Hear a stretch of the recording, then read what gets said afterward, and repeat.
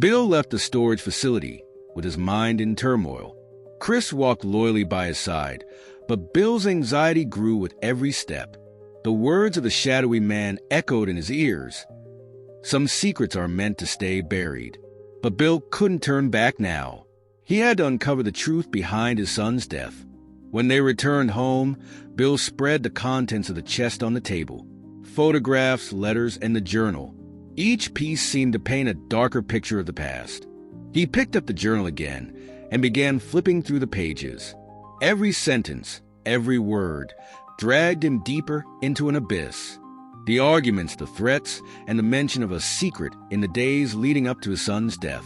But what was this secret? And why couldn't Bill remember any of it? Chris sat at Bill's feet, tilting his head slightly as he looked up at him. Seeing the loyalty in the dog's eyes, Bill felt a momentary sense of calm. "You know, Chris," he murmured, "maybe I tried to forget everything, but I can't run away anymore." The next morning, Bill focused on the last page of the journal.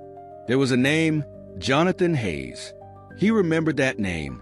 Jonathan had been his son Chris's teacher. But why was his name in the journal? Bill decided to follow this lead. When he went to town, he learned that Jonathan Hayes no longer lived there. However, an old friend mentioned that Jonathan was working at a psychiatric clinic nearby. Bill, with Chris by his side, set off for the clinic. At the clinic, Bill discovered that Jonathan still worked there. But meeting him wasn't easy. Jonathan seemed surprised, even uneasy, when he saw Bill. "Bill, seeing you is unexpected," Jonathan said, standing at the door of his office.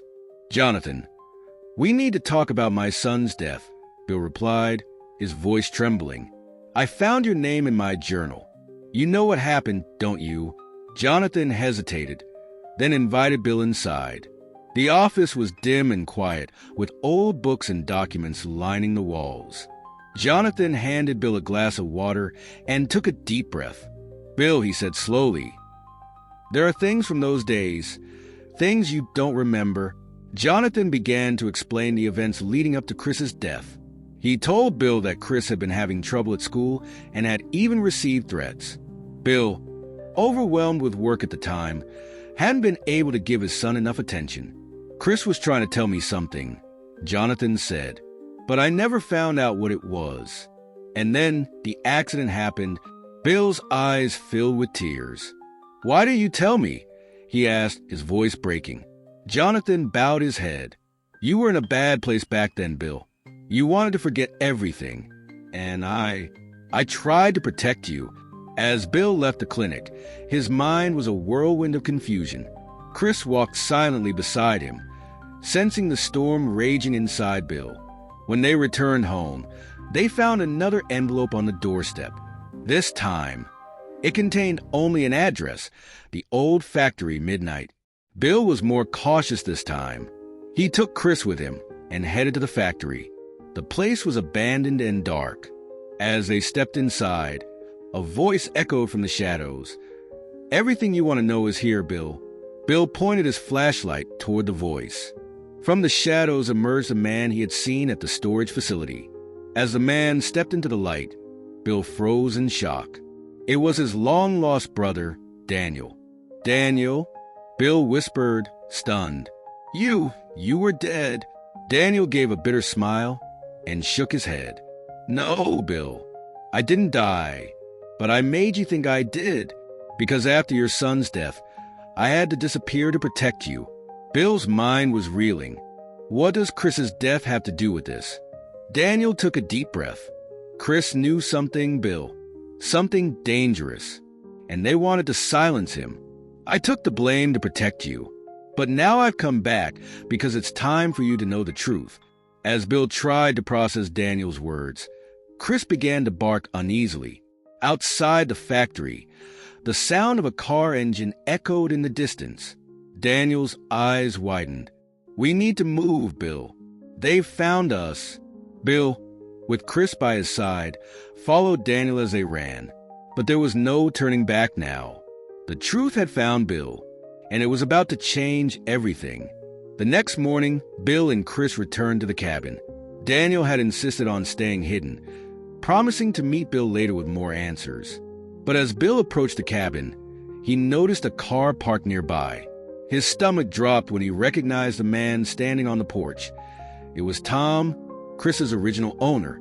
Tom looked different from the last time Bill had seen him. His face was gaunt, his eyes hollow, as if the weight of the past few months had aged him prematurely. He turned as Bill approached, his expression a mix of guilt and determination.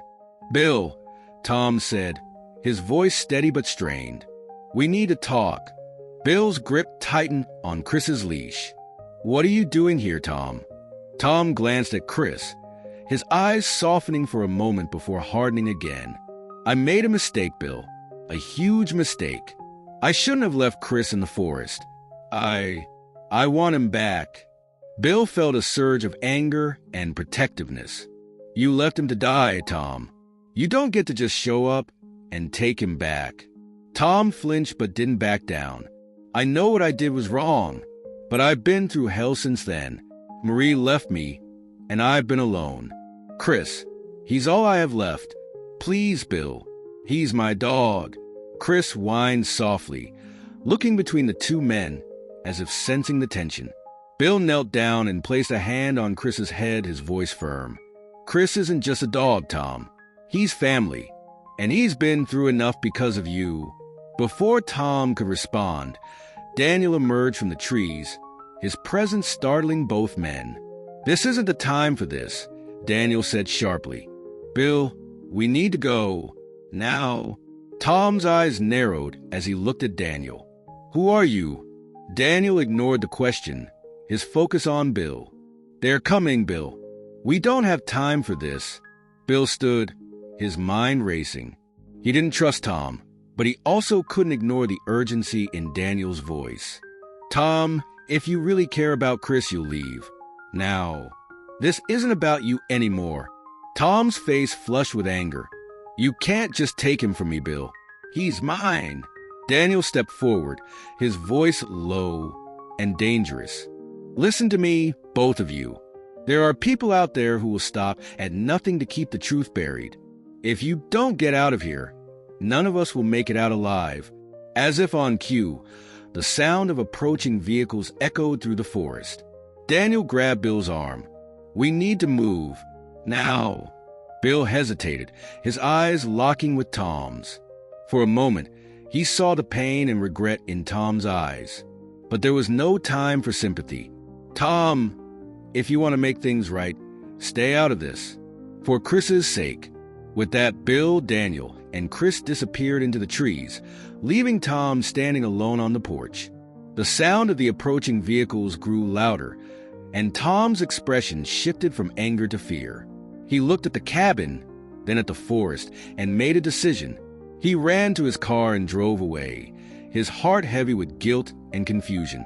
As Bill, Daniel, and Chris moved deeper into the forest, the truth about Chris's past and the danger surrounding them began to unravel. But with Tom now involved, the stakes were higher than ever. The shadows were closing in, and the fight for Chris's future and their own survival was just beginning.